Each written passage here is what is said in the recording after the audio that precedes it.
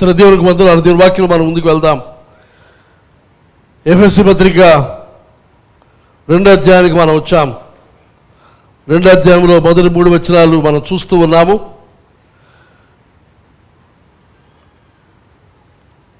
మొదటి అధ్యాయం పూర్తి చేశాం. అయితే ప్రాముఖ్యమైన విషయం, ఇది నెమ్మదిగా వెళుతూ ఉన్నప్పటికీ ఒక పుస్తకాన్ని మనం పూర్తి చేస్తున్నాము. తర్వాత ఒక సంఘానికి అపోస్తలుడైన పౌలు చేసిన ఉపదేశం, బోధ, అది వీలైనంత స్పష్టంగా మనం తెలుసుకోవడం కోసం నొక్కి నొక్కి మాట్లాడుతున్నాను. కాబట్టి దయచేసి గమనించండి, శ్రేష్టంగా అంగీకరించవలసిందిగా మీకు మనవి చేస్తూ ఉన్నాను. ఇంతకుముందు చెప్పుకున్నాం, ఎఫెసీ పత్రిక 1వ అధ్యాయం, రక్షణ దేవుని వైపు నుండి, salvation from God's point of view, దేవుని వైపు నుండి, పరలోకము నుండి, దేవుని యొక్క నిత్య దృష్టిలో నుండి రక్షణ ఎలాగూ కనబడుతుంది అనేది 1వ అధ్యాయంలో మనకు వివరించబడింది. 2వ అధ్యాయం చూసినట్లయితే అదే రక్షణ మన కోణము నుండి, మన పర్స్పెక్టివ్ నుండి, అది వ్యక్తిగతంగా ఒక్కొక్క క్రైస్తవుని జీవితంలో రక్షణ ఏమిటి అనేది 2వ అధ్యాయం మనకి బోధిస్తూ ఉంది. ఇక్కడికి ఇప్పుడు 2వ అధ్యాయం మనం ఉన్నాము. మొదటి 3 వచనాలు మనం ధ్యానం చేస్తూ ఉన్నాం. ఈ మొదటి 3 వచనాలు చూసినట్లయితే మొదటి భాగం మనం చూస్తే మానవ నైజం, మానవ స్వభావం, మానవుని యొక్క స్థితి ఎలా ఉంది అనేది ఈ 3 అధ్యాయాల్లో మనం చూస్తూ ఉన్నాం. Human nature or the human condition. ఈ మొదటి 3 వచనాల్లో మానవ జాతి అంతటి గురించిన వివరణ ఇక్కడ పౌలు మనకు రాస్తూ ఉన్నాడు. అయితే మానవ నైజములో మనం ఎలా ఉన్నాం, మన కండిషన్ ఏమిటి, మనం ఏ స్థితిలో ఉన్నాం అన్నప్పుడు పౌలు ఇక్కడ మరలా 3 భాగాల కింద చేశాడు దాన్ని. అందులో 3 పౌలు అంటున్నది, మొదటిది మనం చూసాం ఇంతకుముందు, వి వర్ డెడ్, మనం చనిపోయిన వారం, మృతమయ్యాం, మరణించిన వారం. తర్వాత 2వది వి వర్ ఎన్స్లేవ్డ్, మనం బానిసలుగా ఉన్నాం, స్వతంత్రంగా లేము, బానిసత్వంలో ఉన్నాము. ఆ బానిసత్వము కూడా మరలా 3 విషయాలకు బానిసలుగా ఉన్నాం. మొదటిది లోకము, లోక విధానము, దీని గురించి మాట్లాడి ఉన్నాను. ఆ తర్వాత 2వది వాయుమండల సంబంధమైన అధిపతి అనగా సైతాను, వానికి మనం బానిసై ఉన్నాము. అందులో 3వది శరీరం. ఈరోజు ఆ విషయం మాట్లాడతాను. కానీ ఇది 2వ దాంట్లో బానిసత్వం ఉన్నామన్నప్పుడు బానిసలు దేనికనగా లోకానికి, లోక విధానానికి, లోక ఆచారములకు, లోక పద్ధతులకు.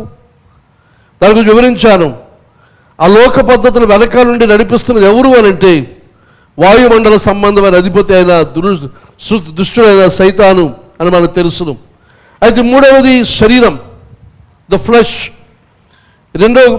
ఎఫెసీ పత్రిక 2వ అధ్యాయంలో అంటున్నాడు 3వ వచనంలో, శరీరము యొక్కయు మనస్సు యొక్కయు కోరికలను నెరవేర్చుకొనుచు మన శరీరాశలను అనుసరించి మునుపు ప్రవర్తించుచు. 2వ అధ్యాయం 3వ వచనం చదివాను నేను. అది మొదటి నుంచి ఒకసారి చదువుతాను మనకు సందర్భంతో గుర్తుండడానికి. మీ అపరాధముల చేతను పాపముల చేతను, మొదటిది మీరు చచ్చిన వారై ఉండగా ఆయన మిమ్మల్ని క్రీస్తుతో కూడా బ్రతికించాను. దీని గురించి వివరించాను. ఒరిజినల్గా అక్కడ లేదు, కానీ మనకు అర్థం కావడం కోసం తర్జుమాదారులు ఆ మాట అక్కడ పెట్టారు. కానీ అది ఉంది, చివరిలో వస్తుంది, అక్కడ 5వ వచనంలో వస్తుంది ఆ మాట. అయితే మీరు వాటిని చేయుచు వాయుమండల సంబంధమైన అధిపతిని అనగా అవిధేయులైన వారిని ఇప్పుడు ప్రేరేపించు శక్తికి అధిపతిని అనుసరించి ఈ ప్రపంచ ధర్మము చొప్పున మునుపు నడుచుకుంటుంది. వారితో కలిసి మనం అందరమును శరీరం యొక్కయు మనస్సు యొక్కయు కోరికలు నెరవేర్చుకొనుచు మన శరీరాశలను అనుసరించి మునుపు ప్రవర్తించుచు కడమ వారి వలనే స్వభావ సిద్ధముగా దైవోగ్రతకు పాత్రులమై ఉంటిమి. అయితే ఇక్కడ ఒక ప్రశ్న మిమ్మల్ని వేస్తున్నాను, కొన్ని వారాలుగా వింటూ ఉన్నారు. ఈ ప్రశ్న ఏమిటంటే, ఇది ఎవరిని గురించి రాస్తూ ఉన్నాడు, ఎవరిని ఉద్దేశించి కాదు, ఎవరిని గూర్చి ఈ మాటలు రాస్తున్నాడు పౌలు. ఆ మాట చెప్పితే నేను పాస్ అయినట్టే, మీరు చెప్పలేకపోతే నేను ఫెయిల్ అయినట్టే. ఈ మొదటి 3 వచనాలు ఎవరిని గురించి రాస్తున్నాడు పౌలు ఇక్కడ. ఎవరి యొక్క వివరణ ఇది? ఎవరి జీవితాలు ఇలా ఉంటాయని ఎవరిని గురించి చెప్తున్నాడు? అమ్మా కాదమ్మా, ఫెయిల్ అయ్యాను నేను. ఎవరు? విశ్వాసుల పిశాచులా? విశ్వాసులు పిశాచు చేతిలో ఉంటున్నారు, అందుకే అది ఫెయిల్ అయ్యాం, అది కూడా ఫెయిల్ అయ్యాను నేను. ఎలాగ ఫెయిల్ చేస్తారు ఎందుకర్రా నన్ను? ఏం వినడం లేదు మీరు. ఒకసారి ఆలోచించండి. మీ అపరాధముల చేతను పాపముల చేతను మీరు చచ్చిన వారై ఉండగా ఆయన మిమ్మల్ని క్రీస్తుతో కూడా బ్రతికించాను. మీరు వాటిని చేయొచ్చు. వాయుమండల సంబంధమైన అధిపతిని అనగా అవిధేయులైన వారిని ఇప్పుడు ప్రేరేపించే శక్తికి అధిపతిని అనుసరించి ఈ ప్రపంచ ధర్మము చొప్పున మునుపు నడుచుకుంటుంది. వారితో కలిసి మనం అందరము శరీరం యొక్కయు మనసు యొక్కయు కోరికలను నెరవేర్చుకొనుచు మన శరీరాశను అనుసరించి మునుపు ప్రవర్తించుచు కడమ వారి వలనే స్వభావ సిద్ధముగా దైవోగ్రతకు పాత్రమై ఉంటుంది. అక్కడ వారు అన్నది ఎవరు? కడమవారు ఎవరు? కడమవారి వలే అన్నాడు. మీరు వాటిని చేయొచ్చు. ఈ ప్రపంచం వారితో కలిసి మనమందరము వారితో కలిసి. ఎవరితో కలిసి? ఇప్పుడైనా చెప్పండారా? ఎవరితో కలిసి? అమ్మయ్యా, ఎవరితో కలిసి? ఏం చేస్తూ ఉండే వాళ్ళు? ఎవరు? అందరితో కలిసి. మన గురించి మనకు రాస్తున్నాడు, మన గురించి కాదని. ఒకప్పుడు మన రక్షణ పొందక మునుపు, ప్రభువును అంగీకరించక మునుపు, క్రైస్తవులు కాక మునుపు, సంఘములో చేర్చబడక మునుపు వారితో కలిసి. ఎవరు వారు? లోకమందు ఉన్న మిగతా వారు అందరితో కలిసి మనం ఎలా జీవించామట? మన స్థితి ఏమిటి? అపరాధముల చేతను పాపముల చేతను చచ్చిన వారం, శవాలం. శారీరకంగా బ్రతికే ఉన్నాం కానీ ఆత్మీయంగా చచ్చిన వారం. కనుక ఇది ఎవరిని గురించి మాటలు? ప్రభుని ఎరగని రక్షణ పొందని వారిని గురించి. అలాగే మనము కూడా రక్షణ పొందక ముందు వారితో కలిసి మనం ఉండి వారి వలె అపరాధముల చేత పాపముల చేత చచ్చిన వారమై, తర్వాత అపరాధములు పాపములు చేస్తూ వాయుమండల సంబంధ అధిపతిని అనగా అవిధేయులైన వారిని. ఎవరు అవిధేయులు? ప్రభుని ఎరగిన వారు, ప్రభుకి రక్షణ పొందని వారితో పాటుగా మనమందరం ఏం చేస్తున్నాము? వాయుమండల సంబంధమైన అధిపతిని అనగా అవిధేయులైన వారిని ఇప్పుడు ప్రేరేపించే శక్తికి అధిపతిని. అవిధేయులైన వారిని ప్రేరేపించే శక్తి, దానికి అధిపతి అనగా సైతాను. ఈ ప్రపంచ ధర్మము చొప్పున మునుపు నడుచుకుంటుంది. వారితో కలిసి. ఎవరితో? ప్రభుని ఎరగని వారందరితో కలిసి మనము కూడా ఏం చేసేవారం?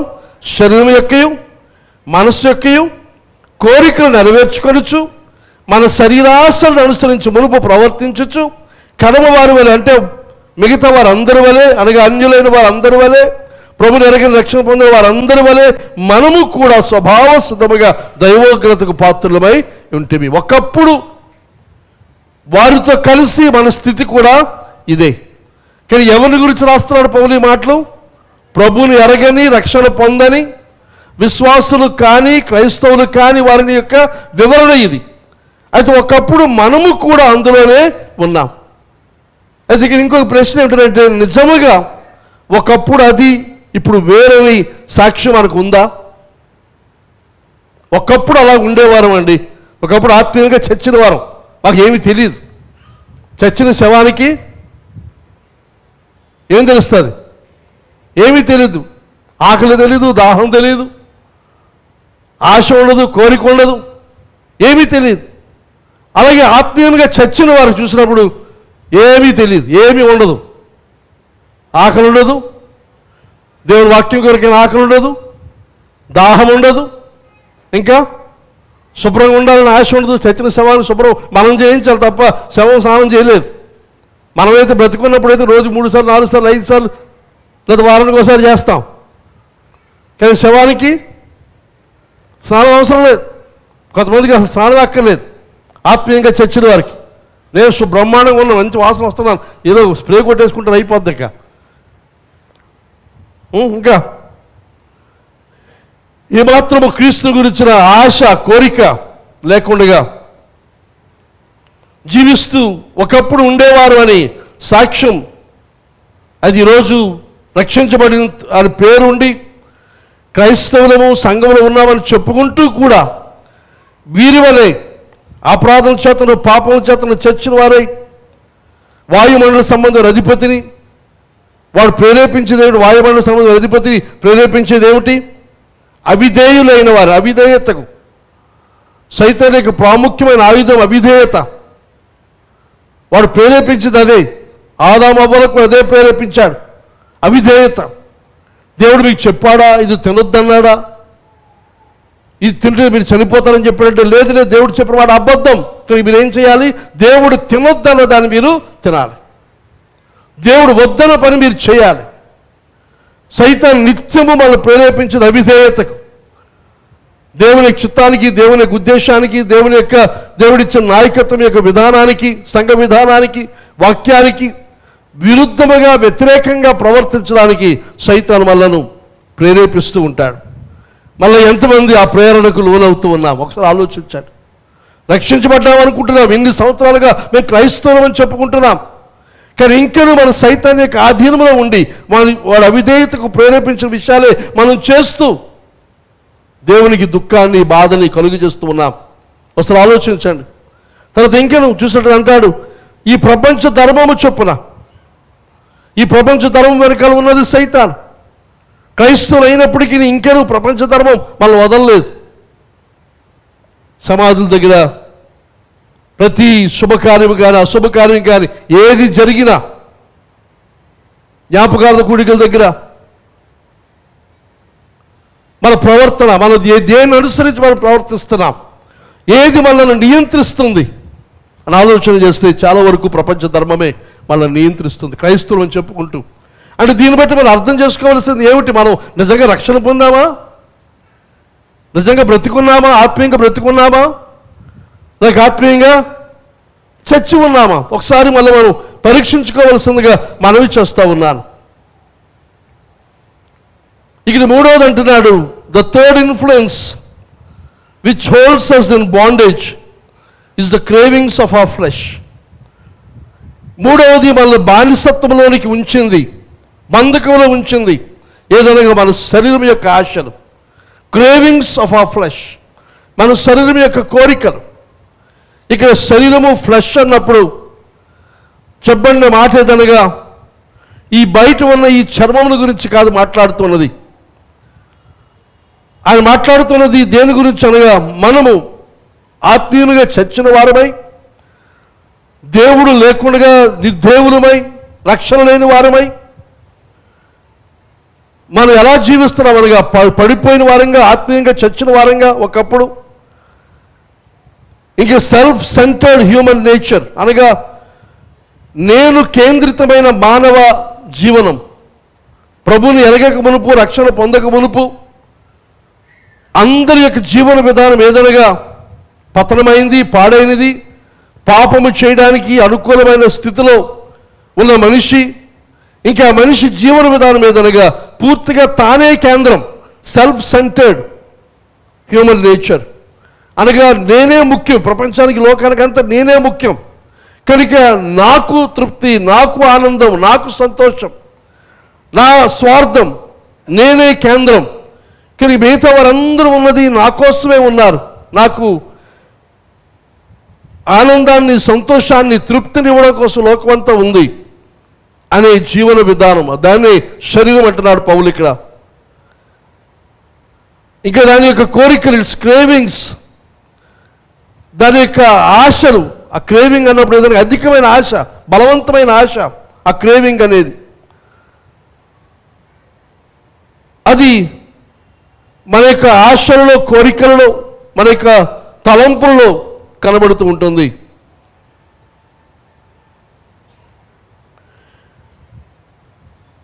అయితే శరీరం యొక్క క్రేవింగ్, శరీరం యొక్క ఆశలు, బలవంతమైన ఆ ఆశ, ఈ శరీరం యొక్క పాపం ఏమిటి మనం చూద్దాం. మొదలుగా చెప్పాలంటే there is nothing wrong with natural bodily desires. శారీరకంగా మన యొక్క కోరికలు మామూలుగా మనం చెప్పాలనంటే అందులో ఏ తప్పు లేదు, పాపము లేదు.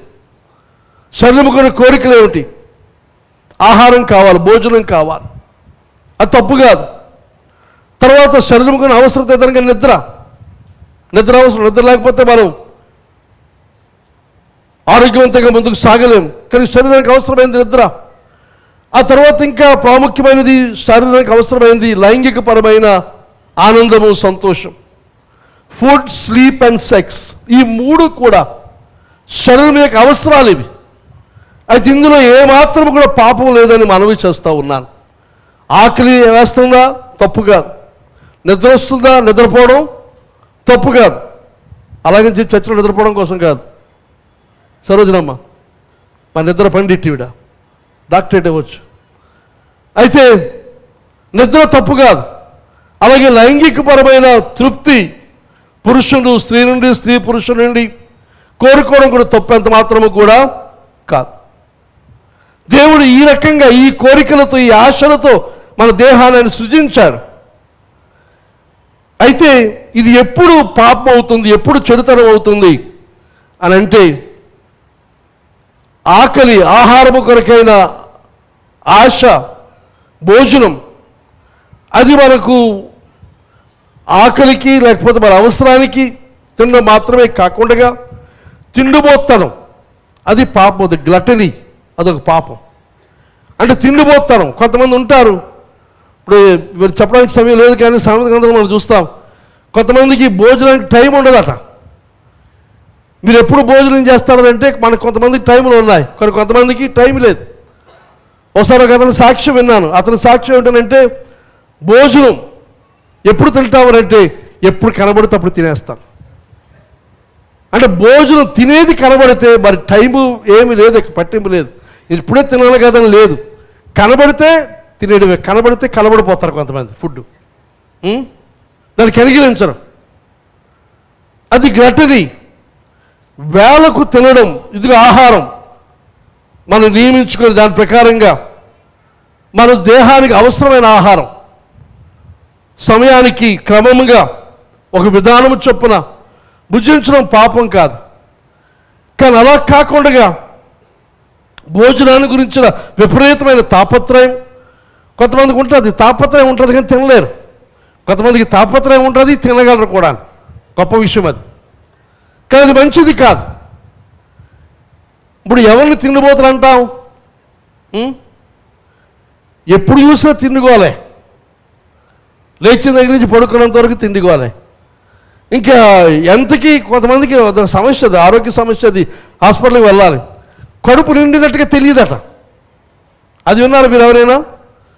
తిన్న తర్వాత ఇది నాకు నిండిపోయింది చాలు అనే ఆ భావన తెలియదట. అంటే తెలియకపోతే దాన్ని ఎంతగా ప్రాక్టీస్ చేస్తారు ఆ కడుపు నాకు అర్థం కాదు. ఎంత తిన్నా ఇమిడ్చుకోగలిగిన కడుపులు.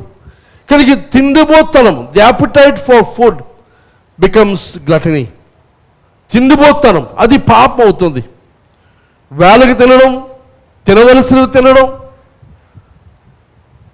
చుట్టూ కనబడుతున్నాయి కదా అని మరి రేపొద్దున మనకు దొరకదన్నట్టుగా, మరి ఈ పూట మనం తినకపోతే మనకి ఇది మనకు దొరకదు అన్నట్టుగా తాపత్రయంతో తిండి గురించిన యావతో మనం జీవించడం, అది పాపం అవుతుంది. తన నిద్ర కూడా తప్పు కాదు, పాపం కాదు. ఏమ్మా, అందరూ నిద్రపోవాలి. కానీ ఆ నిద్ర బద్ధకస్తులంగా మనం తయారైతే, స్లోత్ఫుల్నెస్, అది పాపమే. సోమరితనం, సోమరి వాళ్ళగా సామెతలో చాలా మాటలు రాయబడ్డాయి సోమల గురించి. ఈ యొక్క ద్వారం, ఈ కిటికీ, ఈ తలుపు దేని మీద తిరుగుతుంది?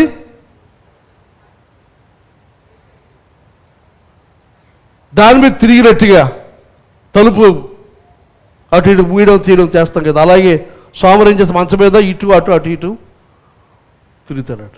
అంటే మంచం అక్కడే ఉంటాడు, ఇటోసారి అటోసారి.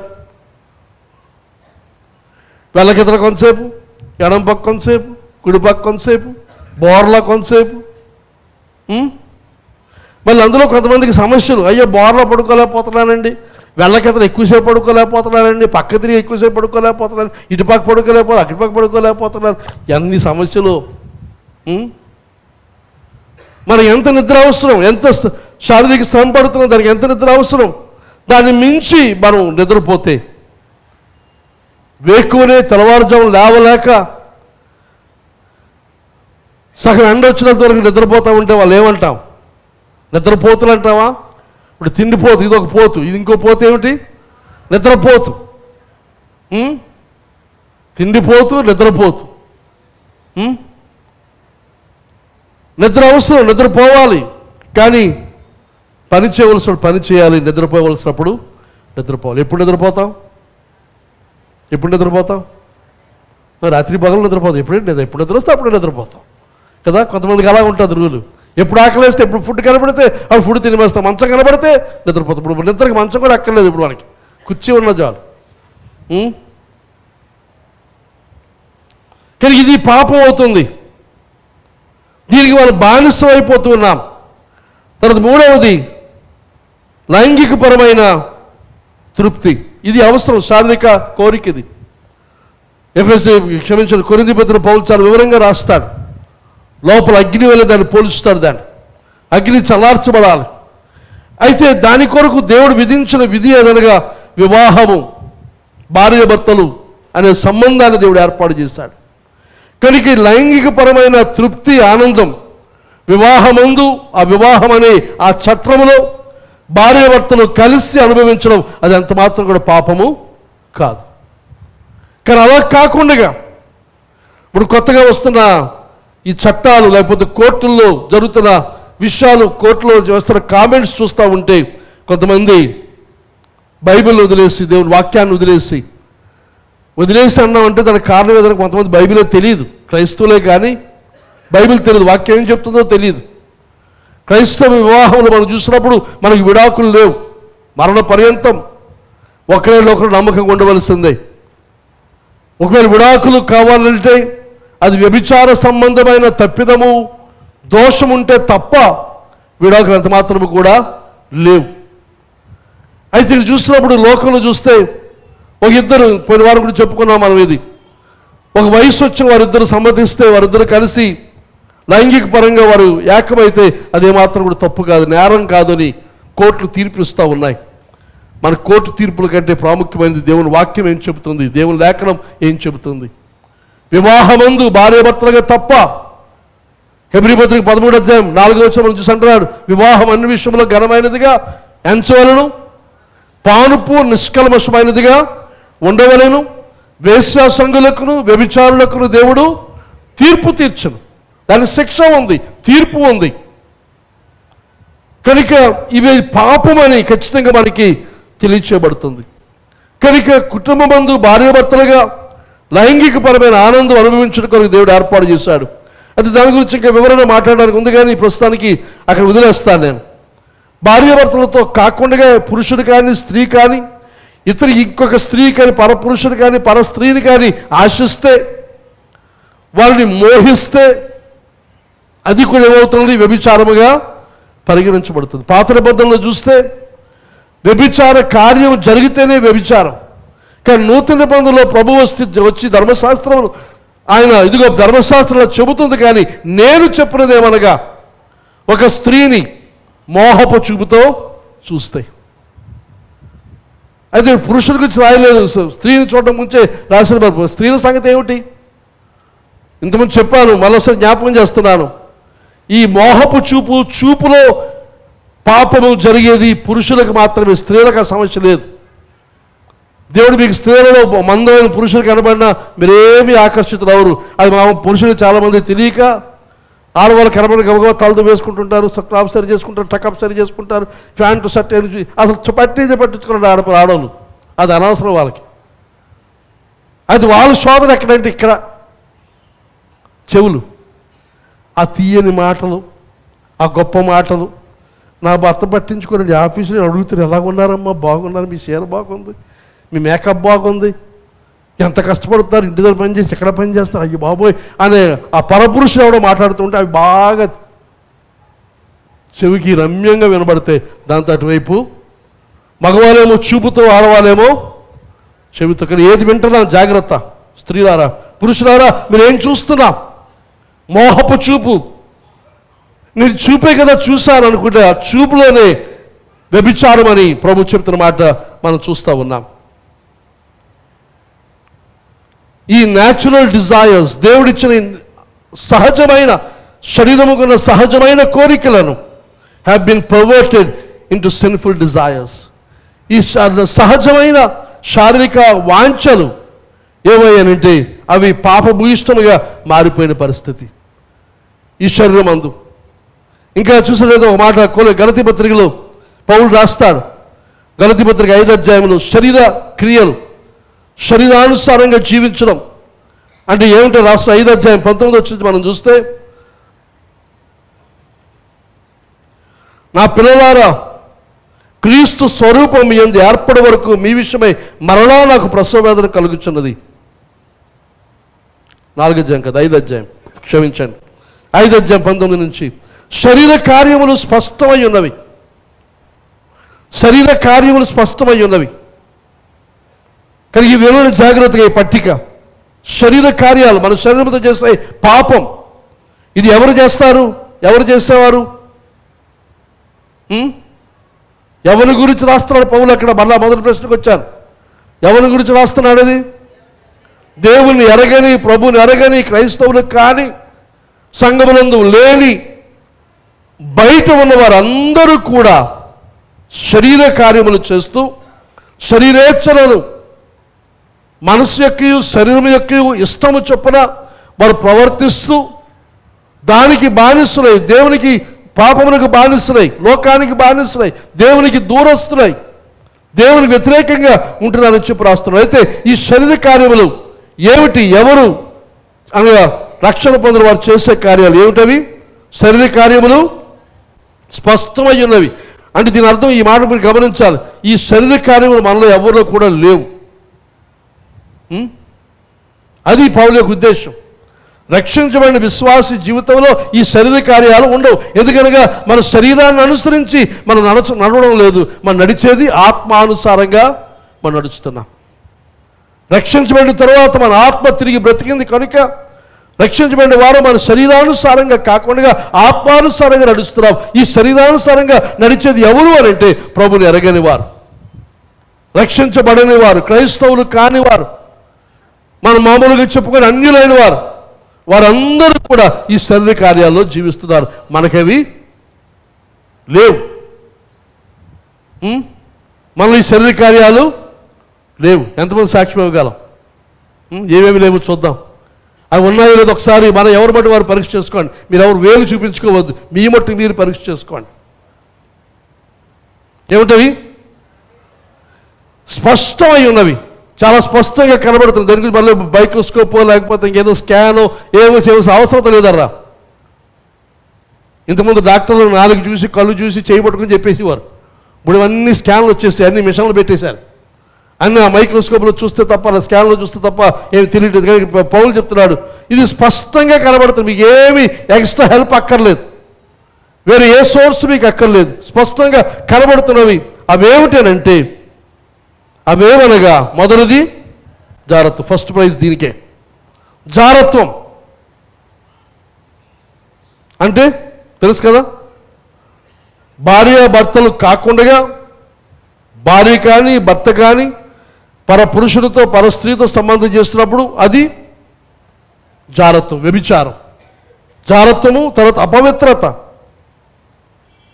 అపవిత్రత, అన్హోలీనెస్ మనలో లేదు కదా. మనందరం పవిత్రులు, పరిశుద్ధులం. ఈ పత్రిక ఎవరికి రాస్తున్నాడు? పరిశుద్ధులు, ఎఫెస్లో ఉన్న పరిశుద్ధులకు. ఈ గలతీ పత్రిక గలతీలో ఉన్న పరిశుద్ధులకు. కానీ మళ్ళీ అపవిత్రత లేదు. తర్వాత కాముకత్వం మన లైంగికపరమైన విపరీతమైన వాంఛ, కామం. తర్వాత విగ్రహారాధన, అభిచారం అంటే అమ్మా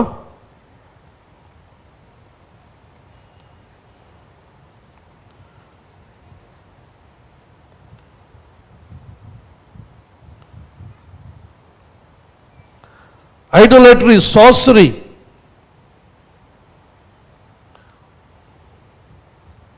సార్సరీ అంటే మంత్ర సంబంధించిన విషయాలు. హొస్టిలిటీ అంటే తగువులు, ద్వేషం, హొస్టిలిటీ. తర్వాత కలహం, క్వారలింగ్. తర్వాత మత్సరం, జలసీ. అవుట్బర్స్ట్స్ ఆఫ్ యాంగర్ అనగా కోపంతో ఒకేసారి పేలిపోవడం. కోపం వేరు, కోపంతో పేలిపోవడం వేరు. అవుట్బర్స్ట్స్ ఆఫ్ యాంగర్. మన కోపంతో పేలినప్పుడు మన నోటి పేరాపడి ఎలా ఉంటుందో మనకు తెలియదు, మన అదుపులో ఉండదు. అవుట్బర్స్ట్స్ ఆఫ్ యాంగర్. తర్వాత ఇంకేమన్నాడు? సెల్ఫిష్ అంబిషన్, స్వార్థపూరితమైన ఆశయం. మిగతా వాళ్ళందరూ ఎలా పోయినా నాకు అక్కర్లేదండి, నేను మాత్రం, నా కొడుకు మాత్రం, నా మనవడు మాత్రం ఫస్ట్ రావాలి, మేమే నిలబడాలి, మేమే గెలవాలి, మిగతా అందరూ ఓడిపోయినా చచ్చిపోయినా మా సంబంధం లేదు, నేనే. Selfish ambition. డిసెన్షన్ అంటే వేరు చేయడం, ఐక్యత ఉండకుండా ఐక్యతకు పాటుపడకపోవడం. క్రోధములు, కక్షలు, భేదములు, విమతములు, అసూయలు, మత్తతలు, అల్లరితో కూడిన ఆటపాటలు. ద్వేషము, కలహము, మత్సరములు, క్రోధములు, కక్షలు, భేదములు. డిసెన్షన్, భేదాలు క్రియేట్ చేయడం.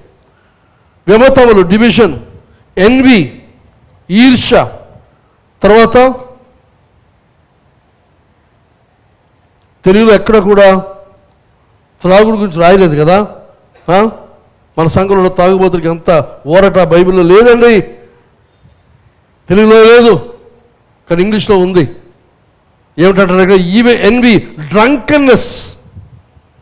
డ్రంకన్నెస్ అంటే ఇదొక పోతు, తిండిపోతారు, ఇదో పోతు,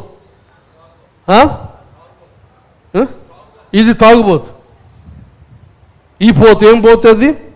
డ్రంకన్నెస్. ఆ తర్వాత వైల్డ్ పార్టీస్ అంటే మనకెవరికి తెలియదేమో, పిల్లల్ని అడిగితే చెప్తారు. వైల్డ్ పార్టీ అలాగ ఉంటుంది, సాయంత్రం మొదలే తెల్లారి ఉంటుంది వైల్డ్ పార్టీ. మరి ఎవడు ఏం చేస్తున్నాడో, ఏది జరుగుతుందో ఎవడికి తెలియదు. అదొక ఈ అడవి జంతువులు కలిసి ఉండే పెద్ద ఫంక్షన్ అని చెప్పచ్చు, పెద్ద పార్టీ అది. దానిపైన పెద్ద పేర్లు దానికి. Wild parties and other since.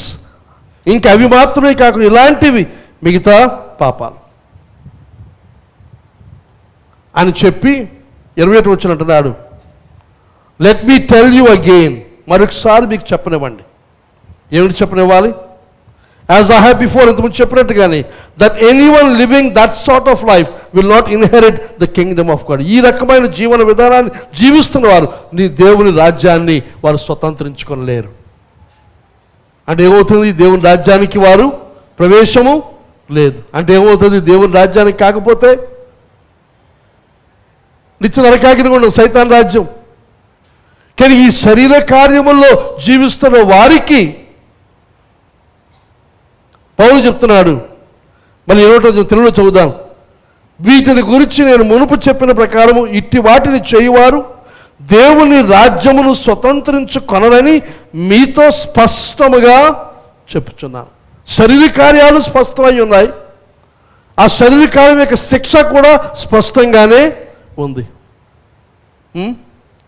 ఈ లిస్ట్ ఒకసారి ఆలోచన చేయండి. ఒక్కొక్క పాపం దగ్గర ఆలోచించండి, ఒక్కొక్క శరీర కార్యం ఆలోచించండి.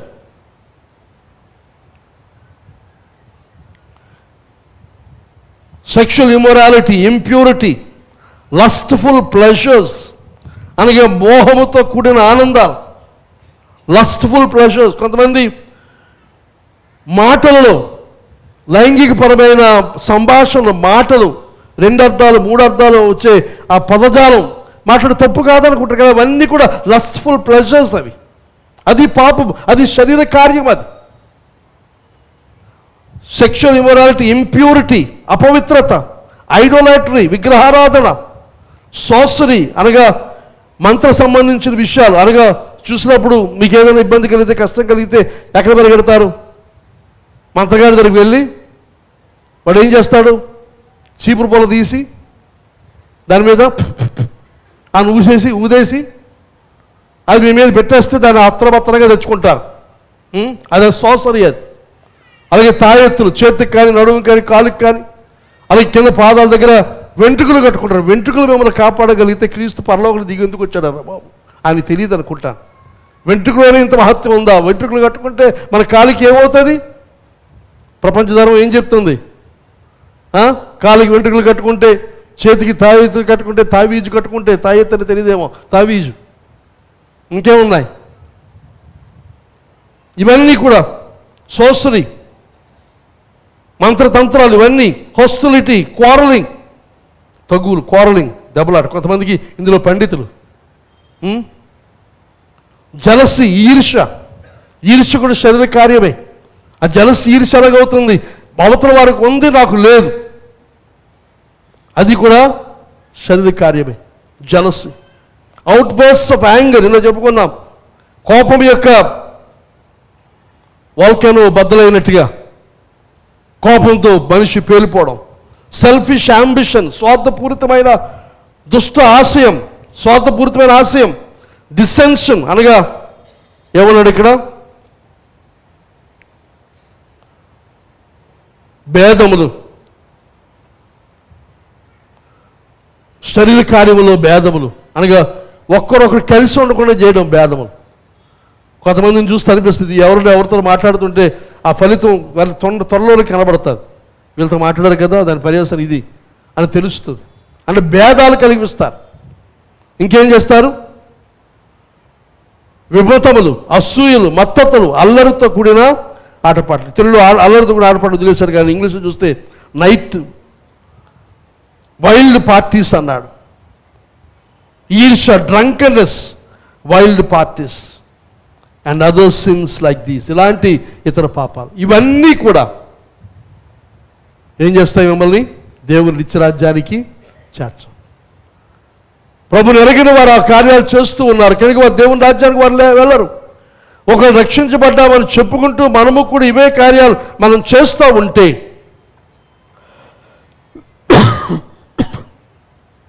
మనము కూడా దేవుని రాజ్యానికి వారసులం కాం. ఇలాంటి ఎర్గోసల్ పదం వర్క్, పనికి, వారి శరీర కార్యాలు అని చెప్పినది ఏదనగా ఆ కార్యాలకు ఉపయోగించిన పదము గ్రీక్ పదం ఎర్గోస్టస్. దాని అర్థం ఏదనగా ఇది నా వృత్తి, ఇది నా జీవనం, దీని ద్వారా నేను బ్రతుకుతున్నాను. నీ వృత్తి ఏమిటి? నేను టీచర్ని, లేకపోతే నేను పాస్టర్ని, లేకపోతే నేను నర్సుని, ఒక డాక్టర్ని, లేకపోతే ఒక వ్యవసాయ కూలీని, లేకపోతే ఇళ్లలో పనిచేసే వ్యక్తిని. అందుగా అది మన యొక్క వృత్తి, అది మన పని. దానివల్ల మనం జీవిస్తున్నాం, అది మన యొక్క జీవనోపాధి, అది మన గౌరవాన్ని సమాజంలో మనందరూ కూడా పని కలిగి ఉన్నాం. అయితే శరీర కార్యములు ఇవి కూడా ఆ పనిలాగే, ఎలాగైతే ఉద్యోగం అన్నీ మనం చేస్తున్నామో అదే విధముగా ఈ పనులు కూడా పెద్ద పని కింద పెట్టుకొని, మరి ఇది లేకపోతే నేను బ్రతకలేను, మరి ఎలాగండి అనుకునే పరిస్థితి. ఇవన్నీ కూడా ఏమిటట? పాపం. తర్వాత ఆ శరీర క్రేవింగ్స్ ఉపయోగించిన పదము సాక్స్ అని పదం ఉపయోగించారు. దాని అర్థం ఏంటనగా సిన్ఫుల్ ఇంపల్స్, పాప భూయిష్టమైన లోపల నుంచి వచ్చే ప్రేరేపణ. ఇవన్నీ కూడా పాపం అని చెప్పి మనవి చేస్తూ ఉన్నాను. తర్వాత ఇక్కడ అంటున్నాడు అపోస్తలుడైన పౌలు, శరీరం యొక్కయు మనస్సు యొక్కయు కోరికలు. శరీరం యొక్క ఇవన్నీ కూడా శరీరం ఉన్నాయి. ఈ శరీరం ఏం చేస్తున్నాం? మన మనస్సు సహాయం తీసుకుంటుంది. ఒక విధంగా చెప్పాలంటే శరీరం యొక్క కోరికలు, మనస్సు యొక్క కోరికలు రెండు ఒకటిగానే ఉంటా ఉన్నాయి. ఇది ఎవరికి అని ఆలోచన చేస్తే మరలా జ్ఞాపకం చేస్తున్నాను, ఎవరికి? ఇవన్నీ కూడా ప్రభుని ఎరగని వారికి, రక్షణ పొందని వారి విషయమే ఇవి సత్యం. అయితే వీరు వారికి పరిస్థితి ఏదనగా మొదటి వచ్చిన మనం చూసాం, వారు అపరాధముల చేతను పాపముల చేతను చచ్చిన వారు. చచ్చారన్నప్పుడు ఏమిటి చచ్చింది? వారి యొక్క ఆత్మ చనిపోయింది. ఇప్పుడు మనం త్రిత్వం, ఆత్మ, ప్రాణము, శరీరం. ఇప్పుడు ఈ మూడింట్లో ఆత్మ చచ్చిపోయింది. ఇప్పుడు బ్రతికున్నది ఏమిటి? శరీరం బ్రతికుంది. ఈ ప్రాణం అన్నప్పుడు మన యొక్క మనస్సు, సోల్, అది మన యొక్క ప్రాణము, మన యొక్క మనస్సు, మన యొక్క జ్ఞానము, మన యొక్క చిత్తం బ్రతికుంది. ఇది బ్రతికుంది, చనిపోయింది ఏదనగా ఆత్మ చనిపోయింది. అయితే శరీరం ఈ కోరికలు, ఈ వాంఛలు వ్యక్తపరుస్తూ ఉన్నప్పుడు దానితో ఎప్పుడైతే మన ఆత్మ చనిపోయి ఉందో ఇక రెండవది మనస్సు మాత్రమే మిగిలి ఉంది. ఆ మనస్సు కూడా చేసిన పని ఏదనగా శరీరంతో ఏకమైపోయింది. శరీరము మనస్సు రెండూ కలిసి శరీరం యొక్క ఆశలు, కోరికలు అవే మనసులో కలిగిన ఆశలు కోరికలు ఇవన్నీ కలిగి ఇంకా చెప్పాలంటే వీటి మీద ఆనందిస్తుంది మన మనసు శరీరం, వాటి మీద ఆనందిస్తుంది. కనుక శరీరము మనస్సు రెండు కలిసి ఈ రకంగా జీవిస్తూ ఉండేవారు. అయితే రక్షించబడిన తర్వాత మార్పు ఏమిటి? మన ఆత్మ తిరిగి బ్రతికింది. ఎప్పుడైతే ప్రభు యేసుక్రీస్తును మన దేవునికి అంగీకరించామో మనం తిరిగి జన్మించాం, నూతనంగా జన్మించాం, నూతన జన్మానుభవం మనకు కలిగింది. ఆ నూతన జన్మలో జరిగింది ఏదనగా మన ఆత్మ బ్రతికింది. ఆత్మ బ్రతికి ఉంది, శరీరం ఉంది, తర్వాత మనస్సు ఉంది. ఈ శరీరానికి మనస్సుకు ఇంతకుముందు అలవాటు ఏమిటి? శరీరం యొక్క కోరికలు, ఆశలు, ఆలోచనలు, మనస్సు యొక్క ఆశలు, కోరికలు అవన్నీ కలిసి వారికి ఇష్టం వచ్చినట్టుగా వారు జీవించారు. కానీ రక్షించబడిన తరువాత ప్రతి విశ్వాసి కూడా ఆత్మానుసారంగా జీవించాలి. మన ఆత్మకు దేవుని యొక్క ఆత్మ యొక్క ఆలోచన, దేవుని యొక్క ఆత్మ యొక్క ఉద్దేశాన్ని కలిగిన వారమై ఇక మీద నడిపించవలసిన దేవుడు ఎవరు అనగా, ఇంతకుముందు నడిపించేది శరీరం నడిపించింది, ఆ శరీరంతో మనసు ఏకీభవించింది, దానితో పాపము జరిగింది. కానీ ఇప్పుడు రక్షించబడిన తర్వాత మన ఆత్మ ఆధీనంలో తీసుకొని ఇప్పుడు ఆత్మ గెలవాలి, ఆత్మ జయించాలి అని అంటే శరీరం వల్ల కాదు. శరీరం బలహీనం, దేవుని వాక్యం మనం చూస్తాం. ఆత్మ సిద్ధమే కానీ శరీరము బలహీనం.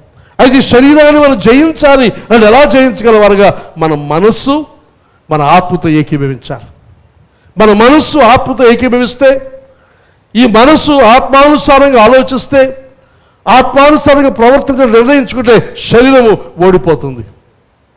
కనుక ఇప్పుడు శరీరం గెలుస్తుందా ఆత్మ గెలుస్తుందా అని అంటే దేని మీద ఆధారపడి ఉంటుంది అనగా మనస్సు మీద ఆధారపడి ఉంటుంది. మనస్సు ఎటు ఓటేస్తే అటు గెలుపు ఉంటుంది. మనస్సు శరీర ఆశల వైపు ఓటేస్తే శరీరం గెలుస్తుంది, మనస్సు ఆత్మ వైపు ఓటు వేస్తే ఆత్మ గెలుస్తుంది.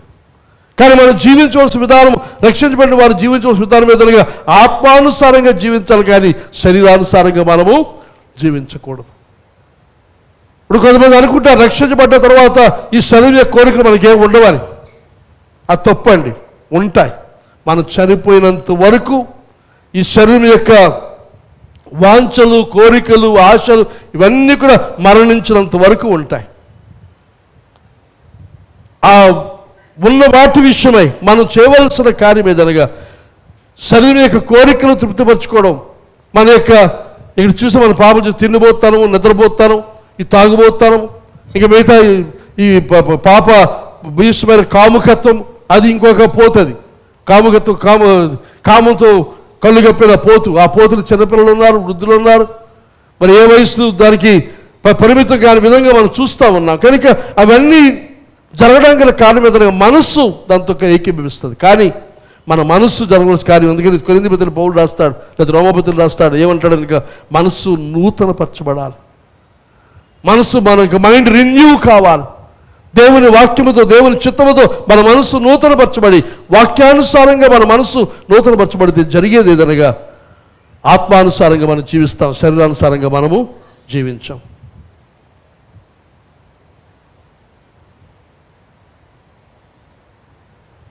కనుక మన మనస్సు నూతనం అవ్వాలి. మనసు ఎలా నూతనం అవుతుంది?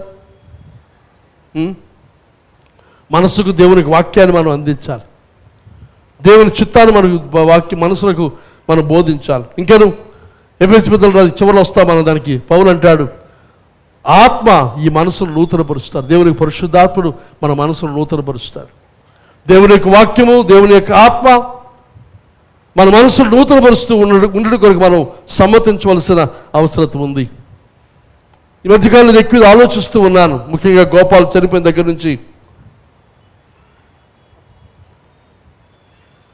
పోయిన వారం చెప్పాను, చాలా ఫెయిల్ అయ్యాం సంఘముగా, అలాగే సావుకునిగా. ఇంతకాలము బోధించింది ఏమైపోయింది అని ప్రశ్న మనకు ఆలోచింపజేస్తుంది. దాని గురించి చూస్తున్నాను, పరిశోధిస్తున్నాను. అయితే పరిశోధనలు చూస్తే కనబడితే కూడా ఆశాజనకంగా లేదు. వింటున్న వారిలో ఒక 5% మందే కాబోలు దాన్ని అంగీకరిస్తారు, లేకపోతే వింటారు, గుర్తుంచుకుంటారు. మిగతా ఎవరికి కూడా గుర్తుండదు. అది నాకు చాలా నిరాశ కలిగించింది.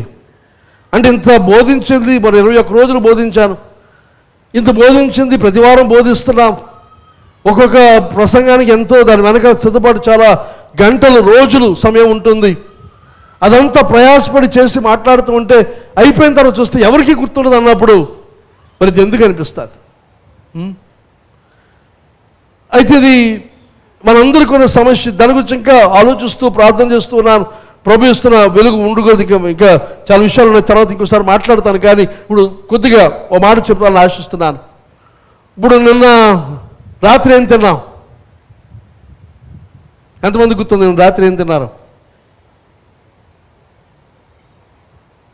నిన్న మధ్యాహ్నం ఏం తిన్నారు? ఏం కూర?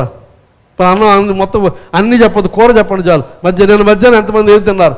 నిన్న ఉదయం, మొన్న రాత్రి, పోయిన వారం, పోయిన ఆదివారం ఏం తిన్నారు? సోమవారం ఏం తిన్నారు? అయితే ఇవన్నీ చూసినప్పుడు ఒక్కోసారి అనిపిస్తుంది నిన్న తిన్నది వాళ్ళు గుర్తుండదు వాళ్ళకి చాలామందికి. మరి ఆ మాత్రం దానికి తిన్నది గుర్తులేదు కదా, మరి తిన్న మానేస్తే? అయితే మనకు గుర్తున్నా లేకపోయినా జరిగింది ఏమిటంటే ఆ భోజనం మన ముందు పెట్టినప్పుడు మన నచ్చిన కూర అయినా నచ్చని కూర అయినా, అది శామదుంప అయినా రాజమండ్రి కంద అయినా, నిన్న తినముందు రాజమండ్రి కంద మా భోజనం నిన్న మధ్యాహ్నం. నాకు చాలా ఇష్టం ఆ కంద, ఇక్కడ దొరకదు మనకి. అది మొన్న అటు పాలకొల్లు వెళ్ళినప్పుడు అటు తెచ్చుకున్నాం. కంద అయినా లేకపోతే ఇంకేమిటి కాకరకాయ, మాంసం, తలకాయ, బోటు, ఏదైనా సరే. బోటా బోటు బోటీ కదా, పోటీయా? బోట్ అంటే పోటీ పడి తినేస్తారు. అయితే అది మనకు గుర్తుండకపోయినా జరిగింది ఏదనగా దాన్ని మనం తిన్నాం, అది మన లోపలికి వెళ్ళింది. దాంతో మనకి ఏమైంది? ఆ తిన్నదాని తాలూకా బలము, శక్తి, లేకపోతే దానికి మనకి ఇవ్వాల్సిన న్యూట్రిషన్ అది మనకి ఇచ్చింది. దానివల్ల ఈరోజు ఆరోగ్యంగా ఉన్నాం. అలాగే వాక్యము కూడా మనకు గుర్తుండకపోవచ్చు, ఏం తిన్నామో ఏం బోధించడం గుర్తుండకపోవచ్చు. కానీ బోధించబడుతున్నప్పుడు మీ ముందు పెట్టబడినప్పుడు ఏం చేయాలి మీరు? చెప్పండి. తినాలా? లేదా అప్పుడే నిద్రపోతూ వస్తుందా? అప్పుడే నిద్ర, అప్పుడే ఇంకేమో ఫోన్ చేసి చూసుకోవడం, ఏమిటా ఆతురత, ఏమిటా కంగారు? భోజనం చేస్తున్నప్పుడు ఎవరైనా సరే కళ్ళు మూసుకొని తింటారా? కరెంటు పోతే తినగలరా? చెప్పండి. ఏముందండి, ప్లేట్ మనకు తెలుసు, నోరు మనకు తెలుసు. ఈ చిన్న దూరం మనకి వెళ్దా కరెంట్ లేకపోతే? ఈ డిస్టెన్స్ కూడా మనకు తెలియదు. అప్పుడు దానికి వెలుగు కావాలా? చెప్పండి. ఎంత శ్రద్ధగా, ఎంత ఆసక్తితో కూర్చొని.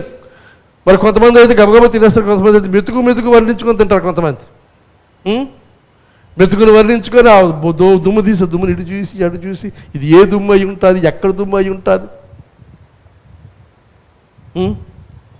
అది తిన్నందువలన జరిగే ఫలితార్థం ఆరోగ్యం. అలాగే వాక్యం బోధించబడుతున్నప్పుడు నచ్చినా నచ్చకపోయినా దాన్ని వినండి. ఎలా తింటాం వాక్యాన్ని? ఎలా తింటాం? చెవుల ద్వారా మనం వింటాం. విన్న వాక్యాన్ని మన లోపలికి వెళ్ళనివ్వాలి, అంగీకరించాలి. ఇప్పుడు భోజనం పెడుతున్నప్పుడు మనకి ఇష్టపడకపోతే, మన జ్వరం వచ్చింది, నాకు భోజనం పెడితే తిన్నాను, కానీ తిన్న తర్వాత అక్కడ డైనింగ్ హాల్లో ఉన్న వాష్ బేసిన్ దగ్గర కనుక్కోకుండా బాత్రూంలోకి వెళ్ళిపోయాను. ఎందుకనగా బయటకు వచ్చేస్తుంది. అది లోపల ఉండడానికి ఇష్టపడలేదు, కానీ తిన్నదంతా కూడా కెక్కేశాను. మనలో చాలామంది ఆ పని చేస్తున్నాం. తింటున్నాం, ఇష్టపడలేదు కానీ బయటికి వెళ్ళి కెక్కేస్తున్నాం. బిర్యానీ తిన్నా కెక్కినప్పుడు ఎలాగుంటుందో వాసన? బిర్యానీ లాగా ఉంటుందా?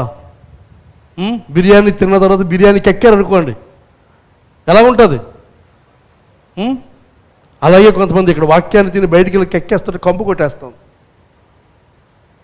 లోపల బిర్యానీ పెట్టారు, బిర్యానీ తిన్నాం, కానీ మనకు ఇష్టపడలేదు, మనకు ఆరోగ్యం సరిలేదు, ఆత్మీయంగా మనకు ఆసక్తి లేదు. దాంతో ఆ బిర్యానీ మనం వాంతి చేస్తాం. ఆ బయటికి వెళ్తాం, వాంతి కంపు విపరీతంగా అవుతుంది. దాంతో ఈ చర్చలో బిర్యానీ ఇలా ఉంటుంది అన్నమాట.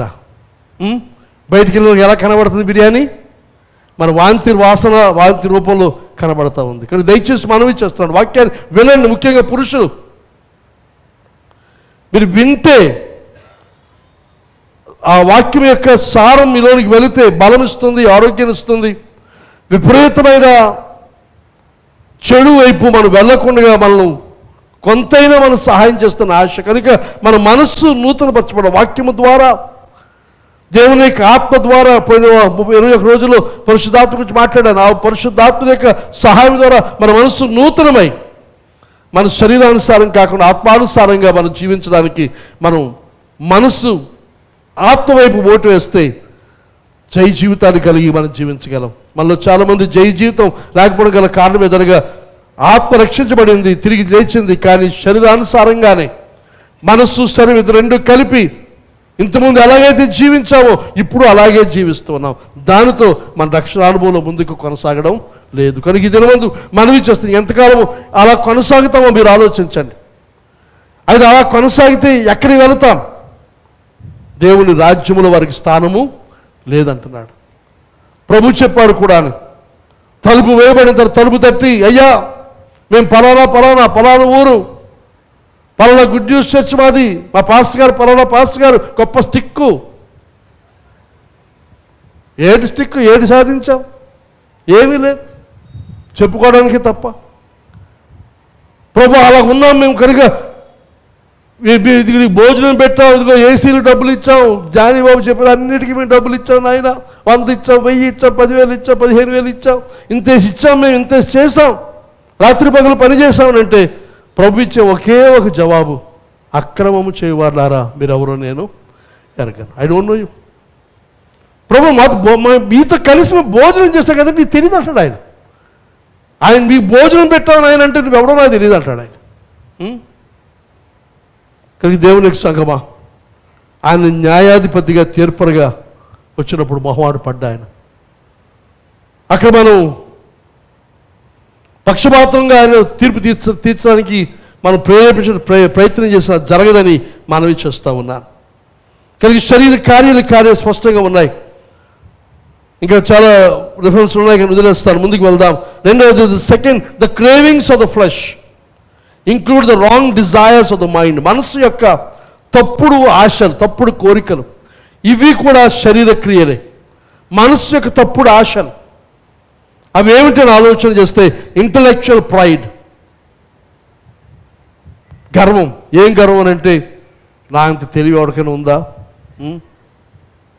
ఒకసారి ఇక్కడ మన సాక్ష్యం విన్నాను, ఆ పేరు చెప్పను కానీ, నా దేవుడు చాలా తెలివి ఇచ్చాడండి, గొప్ప జ్ఞానం ఇచ్చాడండి, నా ఇంత తెలివి ఎవడు లేడండి. అదేమిటది? Intellectual pride. అది నాకంతా తెలుసు, నేను గొప్ప జ్ఞానిని, అందరికంటే విద్యావంతుని, అందరికంటే గొప్ప జ్ఞానం గలవాడిని అనే గర్వం. ఫాల్స్ అంబిషన్, ఒక తప్పుడు ఆశయం. తర్వాత ఇంకా రిజెక్షన్ ఆఫ్ నోన్ ట్రూత్, తెలిసిన సత్యాన్ని తిరస్కరించడం, అంగీకరించకపోవడం. మాలిషియస్ అండ్ వెంజ్ఫుల్ థాట్స్ అనగా తప్పుడు, తర్వాత ఇంకా కక్షపూరితమైన ఆలోచనలు. ఇవన్నీ కూడా మన మనసు యొక్క, శరీరం యొక్క ఆలోచనలు, కోరికలు. వీటి గురించి పౌలు ఫిలిప్పీ పత్రిక రాస్తున్నాడు. చూడండి సార్, ఫిలిప్పీ పత్రిక 3వ అధ్యాయం. నాతో ఉన్నారా? 3వ అధ్యాయం 3వ వచనం నుంచి చూస్తే, లేదా మొదటి నుంచి చదివితే మీ సందర్భం అర్థమవుతుందేమో. మెట్టుకు సహోదరులారా, ప్రభువునందు ఆనందించుడి. అదే సంగతులు మీకు వ్రాయటం నాకు కష్టమైనది కాదు, మీకు అది క్షేమకరం అని చెప్పి ప్రభువునందు ఆనందించడం చెబుతూ, కుక్కల విషయమై జాగ్రత్తగా ఉండుడి. కుక్కల విషయమై జాగ్రత్త. కుక్కల విషయం జాగ్రత్త ఎందుకండి? కుక్క స్వభావం ఏమిటి? బైబిల్లో రాస్తాడు, కుక్క తన వాంతికి తిరిగినట్లు. కుక్క యొక్క స్వభావం కక్కేసిందని వాళ్ళు అదే తింటుంది. ఇందా చెప్పారు కదా, బిర్యానీకి ఎక్కేస్తారు బయట. కక్కేసిన తర్వాత ఏం చేస్తుందా బిర్యానీ? మన దగ్గర మంచి కుక్క ఉండేది, డాబర్ మ్యాన్, గొప్ప కుక్క అది. దానికి ఒకసారి వాంతులు విరోచనాలు, దాన్ని కారులో తీసుకెళ్తాను హాస్పిటల్కి. శ్రీకాకుళం తీసుకువెళ్ళాం. అది దారిలో కక్కేసింది. మరి కక్కిన కంపు విపరీతంగా ఉంటుంది కదా, కక్కేసింది కంపు. మరి ఏం చేస్తాం? మన కుక్క డాబర్ మ్యాన్ మళ్ళీని. ఆడ వెళ్ళేసరికి హాస్పిటల్, వెటర్నరీ హాస్పిటల్ తీసుకెళ్ళాం. ఆడ తెలిసిన డాక్టర్ గారు ఆయన దగ్గరికి వెళ్తే వాళ్ళకి ఈ కుక్క గురించి చెప్పని, అంటే దాని జబ్బు సంగతి పట్టించుకోవట్లేదు వాళ్ళు. డాబర్మెన్ అనగానే దాన్ని చూడడానికి మొత్తం అక్కడ ఉన్న అది కాన్ఫరెన్స్ అది అవుతుంది. డాక్టర్లు అందరూ వచ్చేసారు ఆ కుక్కను చూడడానికి. కారు దగ్గరకు వచ్చేస్తే సరికి డోర్ తీసి తెద్దాం, కుక్కను బయట తెద్దామని చూసేసరికి అక్కడ వాంతి ఏమీ కనబడలేదు. అక్కడ ఇదే మింగేసింది మళ్ళా శుభ్రంగా. డాబర్మెన్ అయినా ఊరకుక్క అయినా కుక్క స్వభావం ఏమిటి? కెక్కిన దాన్ని తినడం. కానీ కుక్కల విషయం ఇంకా అది మాత్రం కాకుండా ఇంకా చాలా భావాలు ఉన్నాయి. కానీ తర్వాత ఇంకెప్పుడైనా వద్దాం అక్కడికి. కుక్కల విషయమే జాగ్రత్తగా ఉండడి అని చెప్పిన తర్వాత ఇంకొకటి గురించి అంటున్నాడు, దుష్టులైన పనివారి విషయమే జాగ్రత్తగా ఉండడి. దుష్టులైన పనివారు, అది ఇంకొక బోధ. తర్వాత ఇంకోటి, ఈ చేదనను ఆచరించే విషయమై జాగ్రత్తగా ఉండి. ఈ చేదన అంటే సున్నతి. ఆ సున్నతి ఆచరించే వారి విషయమై వారి విషయం కూడా జాగ్రత్తగా ఉండండి. వీళ్ళందరూ కూడా తప్పుడు విధానాలు, తప్పుడు బోధలు ఇవన్నీ కూడా.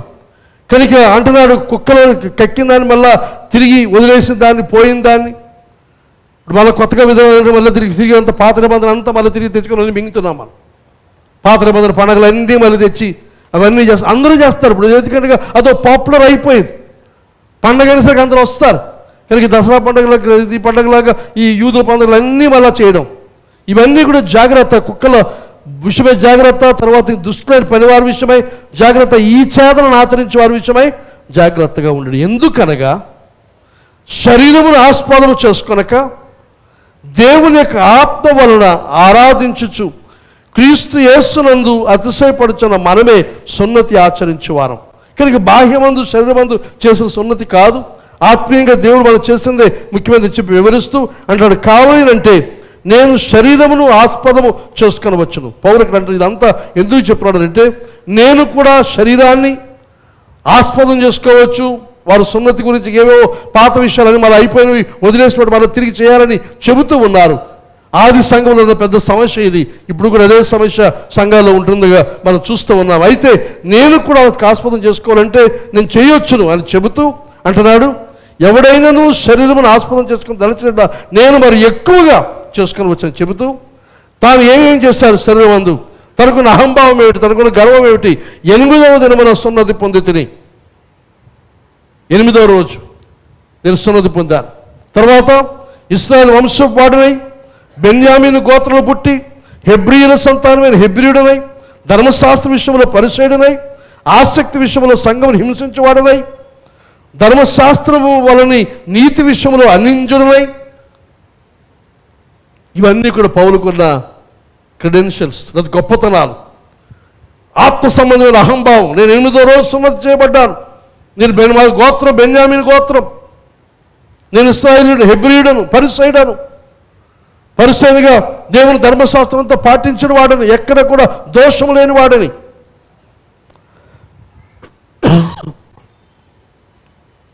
అని చెప్పుకోవడం, గర్వించడం, ఇదంతా కూడా ఆత్మ, మనస్సు, క్షమించడం, మనస్సు శరీరం యొక్క ఇచ్చలు, కోరికలు నెరవేర్చడం. ఇందులో చూసినప్పుడు సెల్ఫ్ కాన్ఫిడెన్స్. నేనెవరు? 8వ రోజు సున్నతి చేయబడిన వాడిని. ఆ పై వచ్చిన సున్నతి ఏమీ లేదు, అది కాదు ముఖ్యమైనది. అయితే ఇక్కడ గర్వించాలని చెప్పుకోవాలంటే ఇవన్నీ కూడా మా క్రెడెన్షియల్స్. మీ ఎవరు, మా తాత ఎవరు, మా నాన్న ఎవరు, మాది ఏ వంశం, మేము ఏ కుటుంబం, మేము ఎవరో తెలుసా. ప్రైడ్ ఆఫ్ యాన్సెస్టరీ, బెన్యామీను గోత్రం. తర్వాత పేరెంటేజ్, మన తల్లిదండ్రులు, పితరులు ఎవరు, రేస్, జాతి, మతము, తర్వాత మనకి నీతి.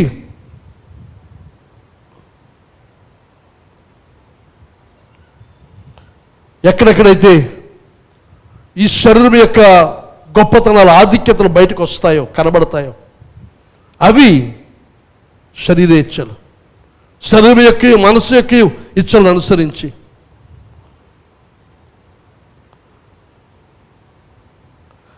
ఈ యొక్క కోరికలు చూసినప్పుడు దీస్ ఆర్ డెస్పరేట్ యాపిటైట్స్. మనలో ఉన్న ఆకలి, మనలో ఉన్న ఆశలు ఇవి. లైంగికపరమైన తప్పుడు ప్రవర్తనకు కార్యము ద్వారా కానీ, మాట ద్వారా కానీ, లేకపోతే మన చూపు ద్వారా కానీ, లేదా మన మనసులో తలంచిన చెడు బూతును చూడడం కానీ, బూతును ప్రోత్సహించడం కానీ, అది ఎందులో అయినా సరే, పేపర్లో అయినా, టీవీలో అయినా, ఫోన్లో అయినా, ఇవన్నీ కూడా మనం చూసినట్టయితే మన యొక్క శరీర ఇచ్ఛలు అనుసరించి మనం ప్రవర్తించడం. ఒకప్పుడు అవిశ్వాసంగా ఉన్నప్పుడు వీటన్నిటికీ మనం బానిసలై ఉండేవారం. బానిసలై ఉండి మరి బయటికి రాలేని స్థితిలో మనం ఉన్నప్పుడు, ఇంకా చెప్పాలంటే ఆ పాపములో ఆనందిస్తూ ఉన్నప్పుడు దాని యొక్క పర్యవసానం, ఫలితం ఏమిటని ఆలోచన చేస్తే దేవుని రాజ్య ప్రవేశము నిషిద్ధం. ఈ పాప స్థితికి ఫలితం ఆత్మీయంగా మరణం, ఆత్మ మరణం. కనుక ఈ వాక్యం మనం చెబుతున్న, ఈ భాగం మనం చెబుతున్న విషయాలు ఏమిటని మనం ఆలోచన చేస్తే, this passage confirms that a sin is very natural to us. పాపం అనేది మనకు చాలా సహజంగా మనం చేస్తూ ఉన్నాం.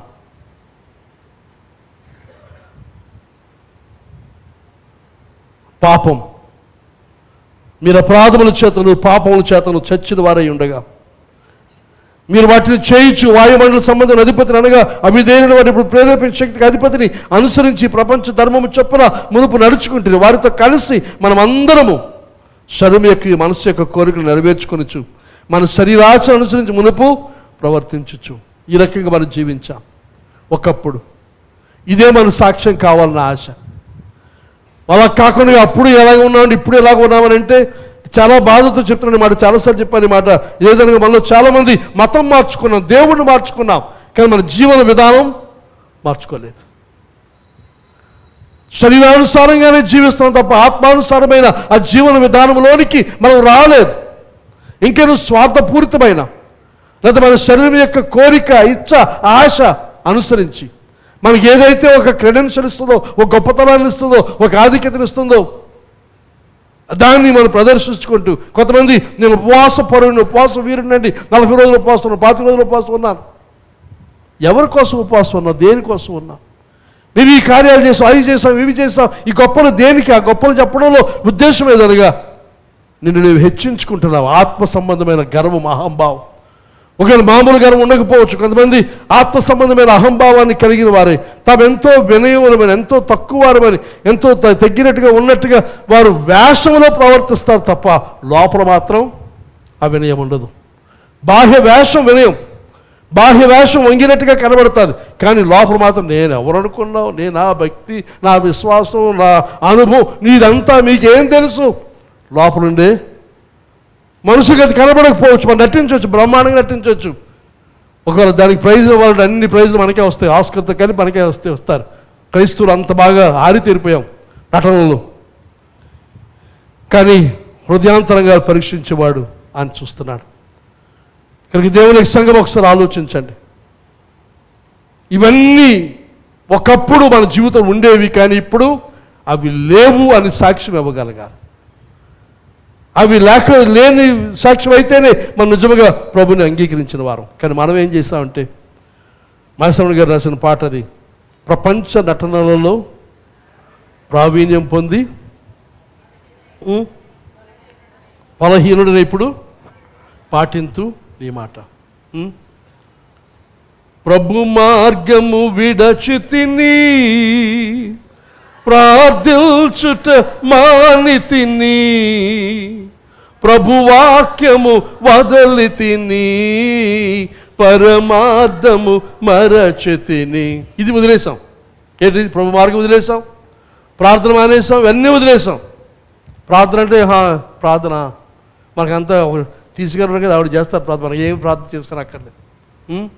లేదా పాస్ గారు ఉన్నారు, లేదా డానీ బాబు ఉన్నాడు, వాళ్ళు చెప్పుకుంటే వాళ్ళు చూసుకుంటారు, మనకి ఏ సంబంధం లేదు. అవన్నీ వదిలేసి ఏం చేస్తాం? ప్రపంచ నటనలలో ప్రావీణ్యమును పొంది ఫలహీనుడనైప్పుడు పాటిల్తు నీ మాట, నడిపించు నానావా. వదిలేండి, ఈ మాట అర్థమైతే చాలు. నడి సముద్రంలో, సముద్రంలాగే ప్రపంచంలో నటనలో లోకమంతా ఎలాగుందో మనం వాళ్ళకంటే ఇంకా వాళ్ళకే మనం తిరిగి బోధిస్తున్నాం కొన్నిసార్లు. లోక విధానం ఇది, ప్రపంచ విధానం ఇది అది ఈ ముహూర్తం ఆ ముహూర్తం ఇది మంచిది అది మంచిది అని చాలా విషయాలు మనం నేర్పిస్తున్నాం లోకానికి. దేవునికి సంగమా, ఒకసారి ఆలోచిద్దాం. మన రక్షణ కొరకు ప్రభు చేస్తున్న కార్యం మొదటి అధ్యాయం మనం చూస్తున్నాం. మన రక్షణ కొరకు దేవునికి మన క్రీస్తు లోకాన్ని పంపాడు అని లోకానికి వచ్చి మరణించాడు. మన స్థానంలో ఆయన తీసుకొని మనకు బదులుగా ఆయన శిలువలో మరణించి సమాధి చేయబడ్డాడు. మళ్ళా తిరిగి ఆయన 3వ దినమందు లేపడానికి దేవుడు తన శక్తి బలమంతా ఉపయోగించి ప్రభువైన యేసుక్రీస్తు లేవనెత్తాడు. అదే శక్తి, అదే ప్రభావం, అదే బలం మనలో ఒక్కొక్కరి రక్షణ విషయమై ప్రభు ఉపయోగిస్తూ ఉన్నాడు. ఈ 2వ అధ్యాయంలో అది మనం చూస్తున్నాం.